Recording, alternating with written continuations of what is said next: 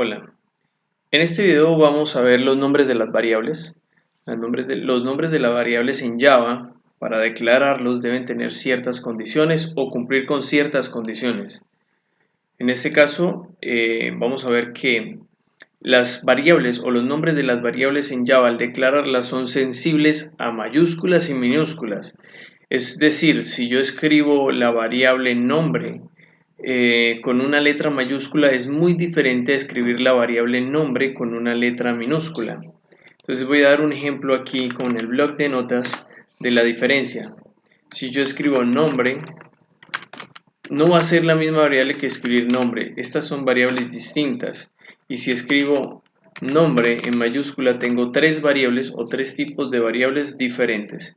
Entonces en Java se reconoce o hay distinción entre mayúsculas y minúsculas.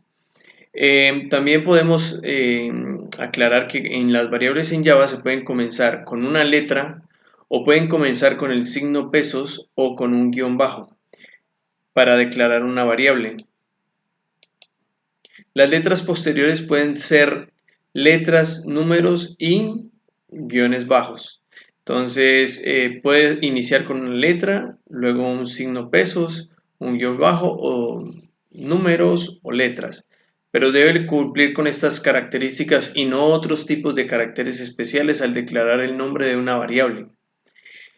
En el caso de las constantes, ustedes saben en LPP que una constante es aquella que va a guardar un valor y no se va a cambiar durante todo el proceso de desarrollo que se le dé al aplicativo.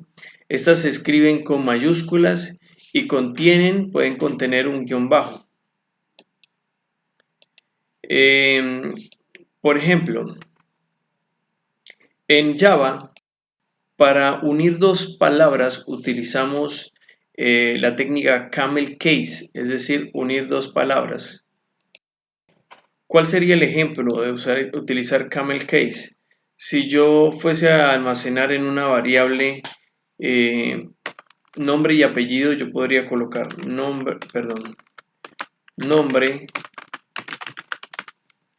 apellido. Entonces esto me va a identificar, aplicar la técnica camel case, que es para que la segunda palabra se inicie con una mayúscula.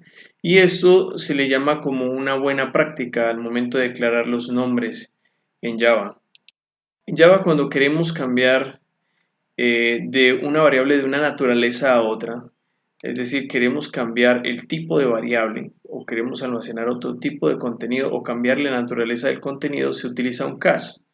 Esto genera un tipo de dato diferente al original que estaba, es decir, si yo estoy almacenando en una variable llamada edad, pero esta está declarada eh, de tipo string y la quiero pasar a un tipo integer, yo debo hacer un cast. Recordemos que hay variables de en tipos de datos primitivos y tipos de datos objetos. Este sería un ejemplo de utilizar un cache. Por ejemplo, tengo una variable entera i que quiero, y acá tengo una variable tipo double llamada d.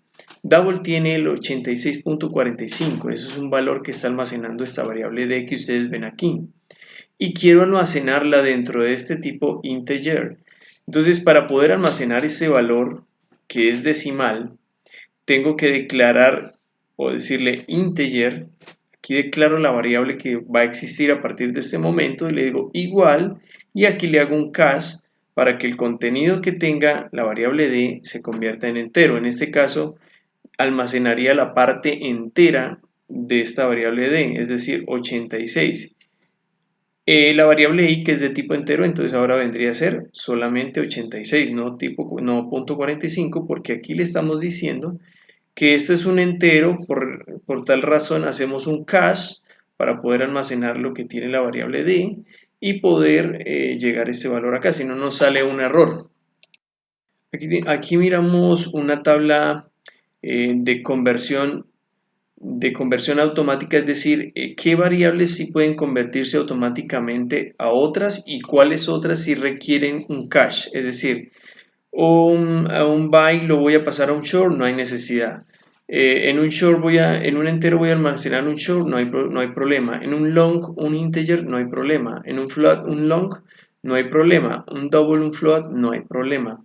Pero si yo fuese a almacenar en un float un double, sí tengo que utilizar un cache. Un float en un long, debo utilizar un cache. Un long, perdón, en un integer, un long, sí debo utilizar un cache. En un short quiero almacenar un entero, debo utilizar un cache. Y así. Y si quiero, por ejemplo, almacenar un char, tipo char, en un byte, en un short o un integer, también lo debo hacer. Pero en un, perdón, de entero a char, pero de char a integer no.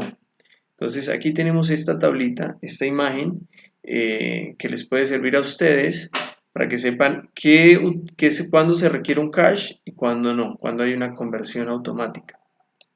Recordar que el cache se puede realizar para todos los tipos de datos primitivos con excepción de uno solo que es el booleano, el que almacena el valor true o false. Con esto concluimos la explicación de las variables y comenzaremos con las variables tipo string. Vamos a verificar cómo funcionan las variables tipo string.